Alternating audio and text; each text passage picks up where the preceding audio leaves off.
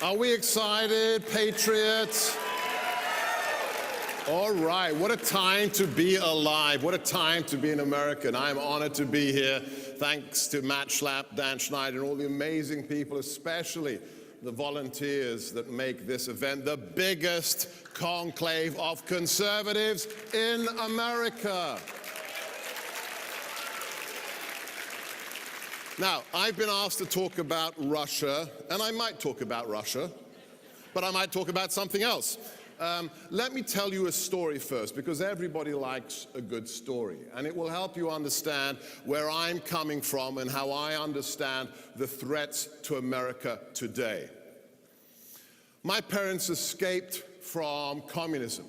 They made it to the West, and I was blessed to be born in a free country, the United Kingdom.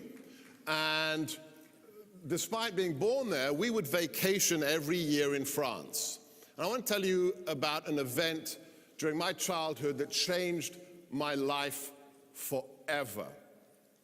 My father was an athlete. He was an amazing, a powerful figure of a man, and he loved to swim. And I remember being on the beach in France, maybe 7, 8 years old.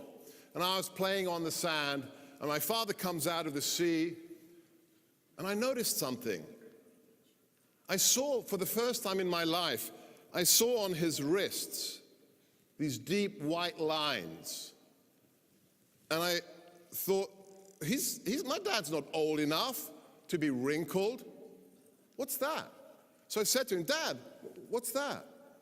Without blinking, without hesitating, with no emotion, he just looked at me and said, son, that's where the secret police bound my wrists together with wire behind my back so they could hang me from the ceiling of the torture chamber.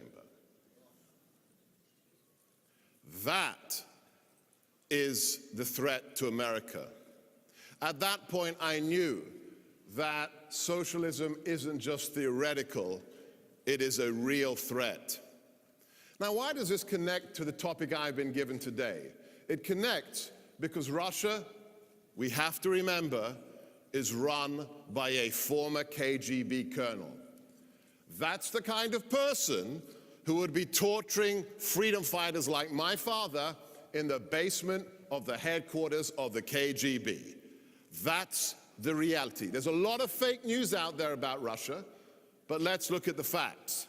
It's run by a man who thinks it's okay to use radioactive polonium to assassinate somebody he doesn't like in the UK. Not on his territory, assassinate them somewhere else. He thinks it's okay to use chemical weapons against people he disagrees with, as with the Skripal attempted assassination. This is a man who broke a 70-year taboo, international taboo, when he invaded the Ukraine and annexed the property, the territory of another nation for himself. Not since 1945, not since the end of World War II, not since we dropped nuclear bombs on Japan has that taboo been broken. Vladimir Putin broke it. However, here's the good news. Russia today is not a superpower. It's not the Soviet Union.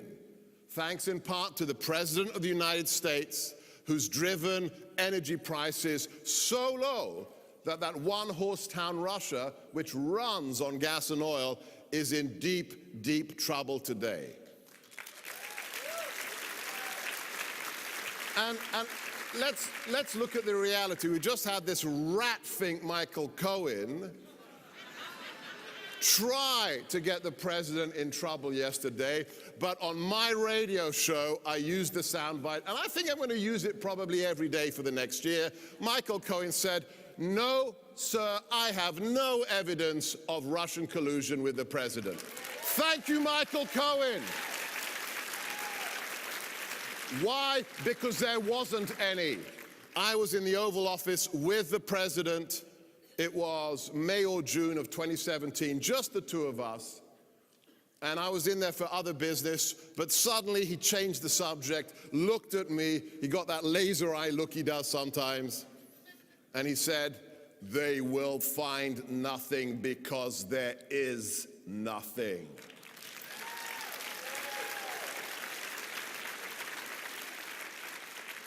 So what's the reality of Russia? Russia is a threat. It's not the greatest threat to America. The greatest threat to America is China internationally.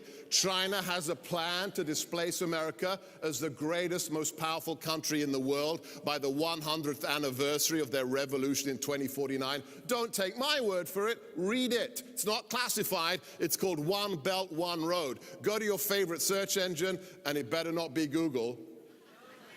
Okay? We don't like Google. And look up One Belt, One Road, and you'll find the threat. But Russia remains a destabilizing force, whether it's in Syria, whether it's in the Baltic, whether it's in Asia. It tries to create eddies, disturbances in the force that it can exploit for itself. And hey, why should we be surprised? It's run by a former KGB colonel. Did I tell you that? This is the reality. It's hard to teach an old dog new tricks. But let's just look at how the president is dealing with Russia. How do you deal with bullies? There's only the right way to deal with bullies. You don't cave to them. You don't send Hillary to give them a nice plastic reset button. That's not how you deal with bullies. Let's just go back in time. If you haven't heard this, don't take my word for it. Check it out. After Russia broke a 70-year taboo, invaded its neighbor, annexed, stole its territory, what did the 44th President of the United States, Barack Obama, do? This isn't a joke. He shipped blankets to the Ukrainians. Blankets. So they'll have something to wrap the dead bodies in, I guess. What did we do when we got to the White House? We instigated one of the toughest sanction regimes in modern history. When we heard of the assassination attempt in the UK, we kicked out 60 Russian diplomats, okay, spies. And then what did we send Kiev? Did we send them more blankets? Did we send them socks? Donald J. Trump sent the government of the Ukraine anti-tank missiles. America is back, and we know how to deal with bullies. We're not going to fight your wars for you, but we'll help you fight your own wars. The most important thing the president has done is to give a speech in Warsaw where he said, America is back, we are proud of our Judeo-Christian heritage, and we will stand by any nation shoulder to shoulder that shares our values, whether it's Poland, whether it's Israel, whether it's any other country like the Ukraine. That is America.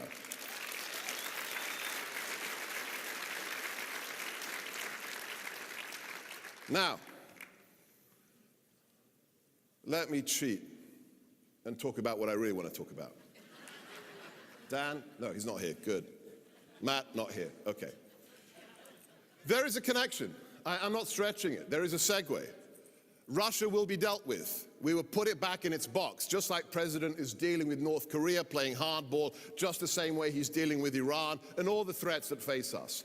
But you know what the biggest threat to America is? Not socialism in Moscow, socialism here in America.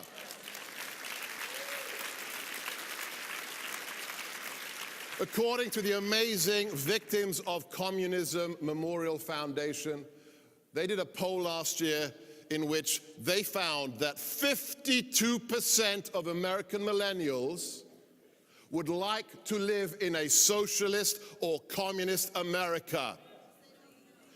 That, yes indeed, boo, yes indeed, hiss. That is why 40 Democrat candidates in the last midterm election called themselves socialists.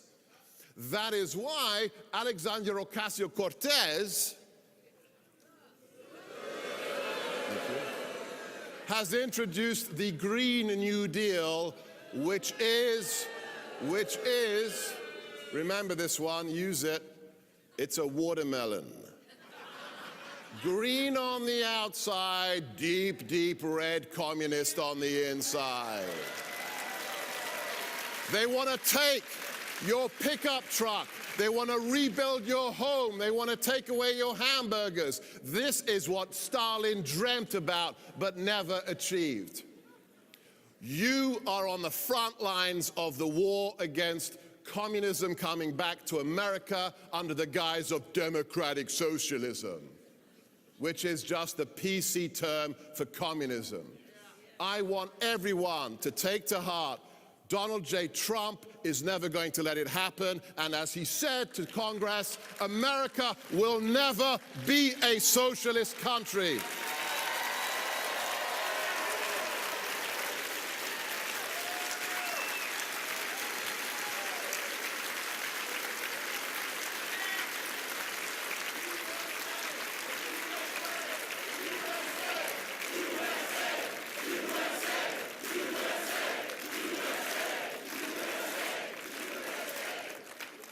America first, America first, that's a great name for a radio show. Have you heard of it? Check it out.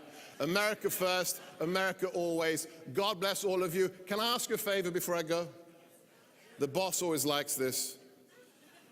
Can you stand up and all give me a thumbs up? Come on, everybody. God bless.